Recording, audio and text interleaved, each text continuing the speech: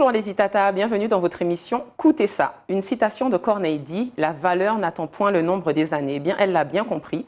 Cette jeune femme de 18 ans, militaire et écrivaine, elle en est à son 3e ouvrage qu'elle est venue nous présenter aujourd'hui. J'ai le plaisir de recevoir la jeune Margot Maté. Bonjour Margot. Bonjour Astrid. Comment vas-tu? Ça va, je suis un petit peu stressée, mais ça va. Ça va, on va se détendre, c'est cool. T'inquiète pas, on est chez Zitata. Alors, est-ce que tu peux déjà nous parler de ton parcours? Parce que tu es une jeune militaire, c'est ça?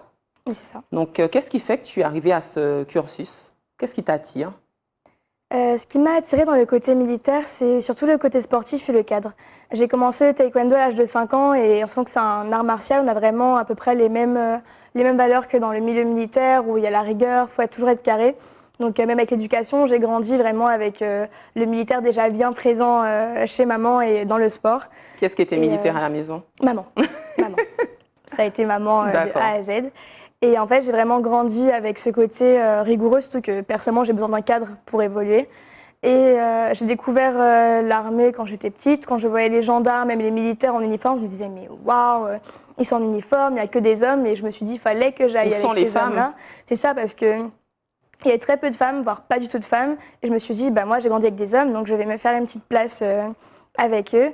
Et il y a 2 ans, je me suis engagée dans l'armée de l'air, donc en 2021. En école militaire, où je me suis dit, ben en fait, j'ai vraiment trouvé ma voie et ça a été une évidence. Et est-ce que ça te plaît toujours autant? Ça me plaît toujours autant, voire plus, puisqu'au début, avec forcément l'acclimatation, oui, France Martinique, j'ai énormément de mal. Donc mes 2 premières années, elles ont été un petit peu particulières. C'est ça. Mais maintenant, j'ai vraiment vu que j'ai trouvé ma voie et c'est ce qu'il me faut et je pense rien d'autre.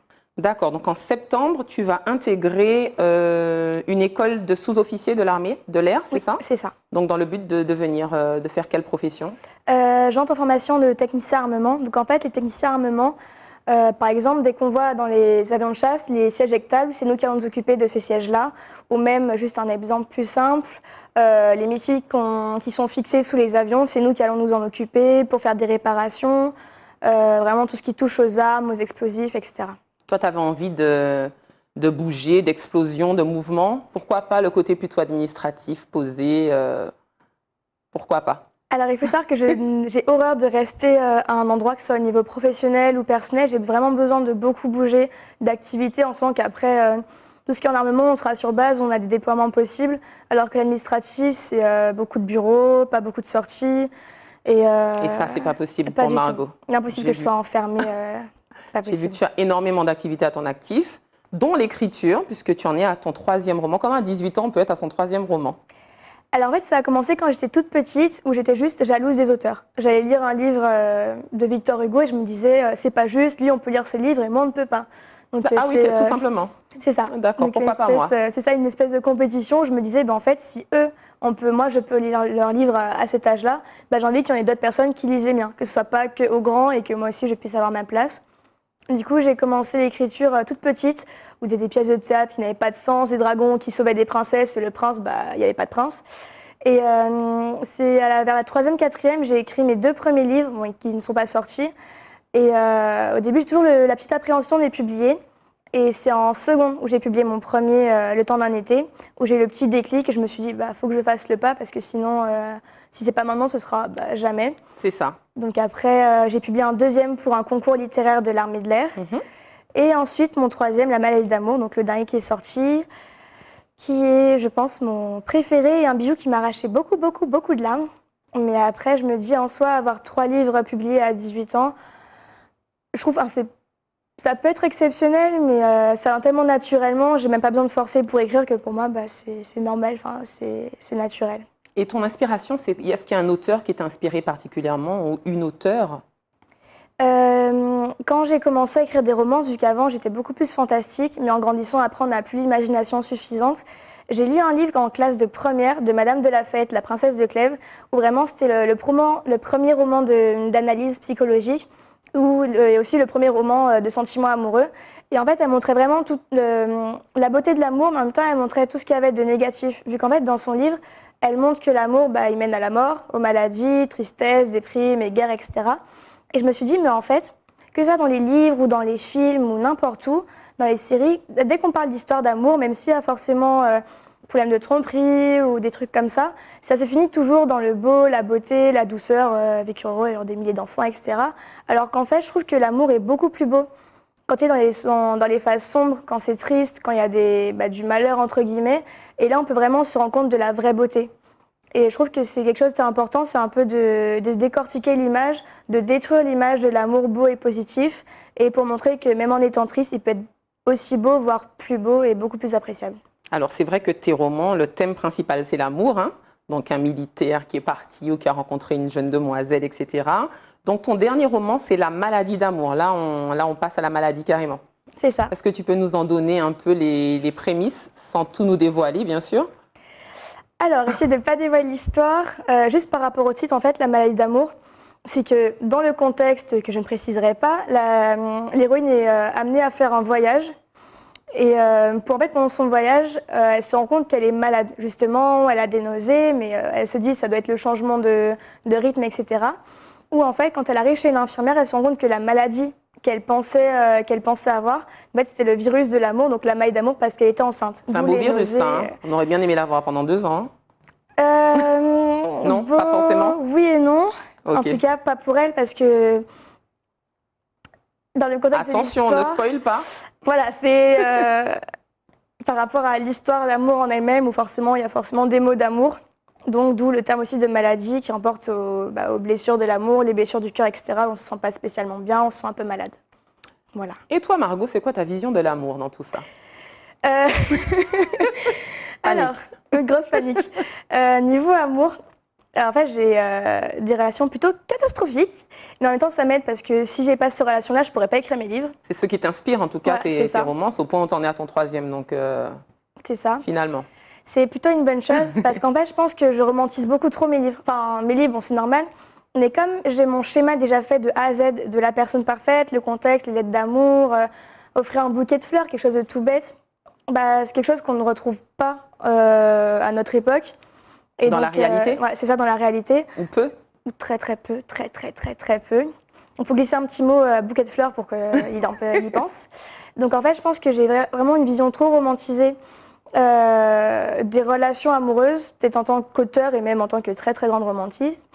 Mais je pense que niveau relation, l'amour pour moi c'est... je trouve que c'est très beau, mais en même temps je sais que dans tous les cas ça va forcément se terminer un jour ou l'autre. Et quand ça se termine en général, c'est pas fait sans les fleurs, etc. Quand on pense aux violences, aux tristesses, les parents qui divorcent. Donc même si je suis une très très grande romantique dans les livres, j'ai une vision vraiment très très pessimiste de l'amour et des relations, en ce qui me concerne. Donc pour toi, on ne peut pas se séparer par amour? Alors, est-ce qu'on peut pas se séparer par amour? On peut choisir de se séparer de la personne qu'on aime, même si les deux, l'amour est réciproque, parce qu'il peut y avoir une situation, une distance, où on sait que même si on s'aime, on n'est pas spécialement bon l'un envers l'autre, et ça peut être des deux sens. On peut se séparer par amour, mais je pense que c'est ce qu'il y a de plus beau, parce qu'on aime encore, mais on fait le choix de partir. Donc on peut, mais après, forcément, en tous les cas, on finit un peu le cœur en miettes, et voilà. En tout cas, ça t'inspire en tout cas de magnifiques romans, dont ce dernier qu'on peut trouver dans toutes les bonnes librairies de Martinique. C'est ça. Alors, j'ai vu aussi que tu as remporté le prix Jeune Auteur d'un concours littéraire Florilège en 2023. En quoi ça consistait? En fait, c'est un concours littéraire organisé par un club artistique, sportif et artistique de la Défense. Donc, en fait, c'est un concours interarmé où les civils aussi, dès qu'on a un lien avec l'armée, on peut y participer. Et en fait, il y a plusieurs catégories. Donc, il y avait des lettres, des poèmes, des nouvelles. Enfin, il y avait pas mal de catégories. Et moi, j'ai publié une lettre, donc Les carottes sont cuites, Louisette, pour justement ça parle toujours d'amour? Toujours d'amour. Où c'est une jeune femme qui s'est posé un lapin par Jean, son fiancé, quand il est parti à la guerre. Et quand il est revenu, il n'a pas donné de nouvelles, alors qu'il avait promis mariage, enfin, etc. D'où l'expression « Les carottes sont cuites, Louisette ». D'accord. Donc voilà. Et donc, du coup, ça t'a valu le prix Jeune Auteur. C'est ça. Donc, ce qui t'encourage davantage, j'imagine, à écrire. Et du coup, prochain projet? Il y en a déjà un en cours? Oui. Là, on ne t'arrête plus. Non, j'aimerais essayer, j'aimerais faire une petite pause, mais c'est impossible. Quand je me dis, on fait une pause, on se calme, et j'ai une autre idée, des feuilles volantes et un classeur plein de feuilles à recopier. Bon, tant qu'il y a de l'idée, j'ai envie de dire continue. C'est ça. Et du coup, est-ce que ça t'aide dans le côté très strict de l'armée? Est-ce que ça t'aide d'une certaine manière à t'évader? Énormément. Parce qu'en fait, l'écriture, c'est quelque chose qui me permet beaucoup de parler. On sait que même niveau relation, même avec mes parents ou avec un amoureux, j'aurais plus de facilité à dire ce que je pense par écrit qu'à dire à voix haute, parce qu'à voix haute, je vais parler trop vite, je vais bégayer, alors que par écrit, je veux vraiment me poser et aussi utiliser mes mots pour expliquer des mots. Enfin, les mots AUX, c'est okay, ça. J'ai compris. Et vraiment, quand je peux être en colère ou j'écris, si j'ai besoin de parler à un cadre, mais que j'ai pas envie de le faire en face à face, je vais écrire des pages et des pages. Et vraiment, l'écriture, je pense, c'est mon meilleur moyen de communiquer. Même aussi, tu es content, tu vas écrire. Enfin, c'est vraiment la petite bulle quand je suis sur base, je suis dans mon lit, j'écris, et puis là, il n'y a rien d'autre qui interfère.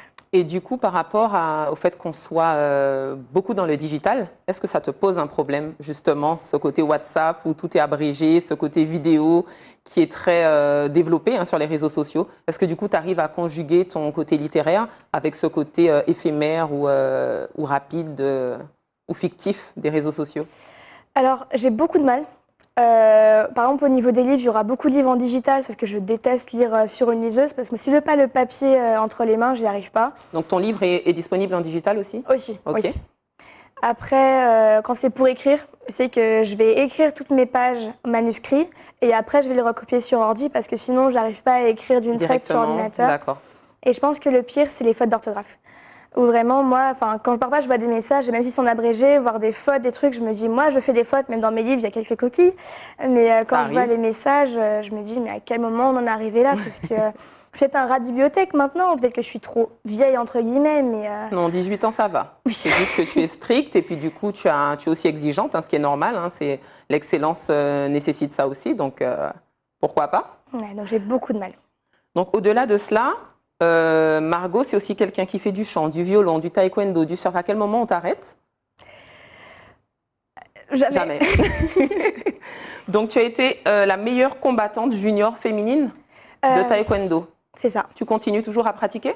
Non, j'ai arrêté à cause du Covid en premier. Et ensuite, quand je suis repartie en France, j'avais pas de club et pas de disponibilité pour reprendre au niveau compétitif. Alors pourquoi autant d'activités? Je sais que le taekwondo, c'était mon sport principal. Après, j'ai toujours aimé essayer de nouvelles choses. Le surf, sport de glisse qui m'a aussi aidé beaucoup avec l'eau. Et puis le côté artistique aussi, qui est quand même bien développé, le chant. Je t'ai entendu chanter tout à l'heure, je ne vais pas te faire chanter dans l'émission, mais que tu chantes très bien. Merci. Donc violon, guitare et puis chant. En fait, c'est plein de moyens de s'évader, même de s'exprimer aussi, parce que en violon, c'est plus compliqué, mais par exemple en guitare, où tu peux faire une chanson, en chant, tu as autant des chansons que je vais chanter en pleurant parce que il y a l'émotion, ou des chansons où je vais chanter avec mon groupe de musique pour nous amuser. Enfin, c'est vraiment tout le côté artistique et sportif, c'est vraiment un moyen de s'évader et de penser à autre chose, d'être plus libre. Du coup, ton don de l'écriture, tu peux l'apporter aussi à tes compositions. Tu fais des compositions musicales? Oui. C'est vrai? Très bien. Donc bientôt, on t'aura sur les ondes. Au-delà de l'écriture, on t'aura sur les ondes radio, télé. On a espoir de voir Margot. Peut-être un jour. Très bien.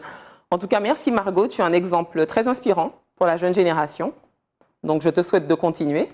Qu'est-ce que tu pourrais souhaiter à des jeunes filles qui souhaiteraient, tout comme toi, s'inscrire aussi à l'armée, mais qui en ont peur, parce que c'est un milieu qui a réputation à être très masculin?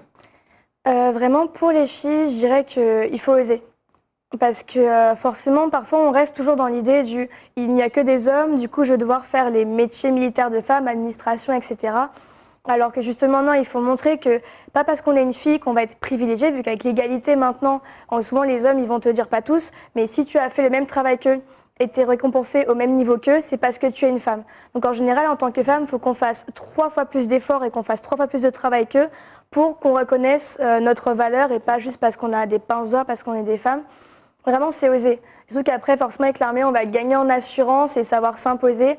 Même pour maintenant, quand on voit les hommes juste dans le civil, relations, même tout et n'importe quoi, je pense que c'est quelque chose qu'il faut oser. Parce que vraiment, ça nous fait mûrir et savoir aussi remettre les hommes à leur place pour leur montrer que c'est pas eux les plus gros sportifs, c'est pas eux les meilleurs et que ce sont pas...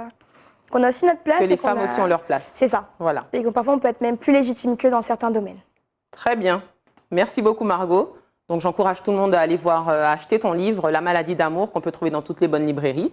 Et puis, à te suivre aussi sur les réseaux sociaux. Tu as un Instagram ou un Facebook que tu peux donner? J'ai Instagram et Facebook. Donc, pour Facebook, c'est Margot Maté. OK. Et Instagram, c'est margotmaté.écrivain. Très bien. Merci beaucoup, Margot. Voilà. Merci. Merci aux Itata. J'espère que cet échange vous a plu. Quant à nous, je nous dis à très bientôt pour un autre Écoutez ça.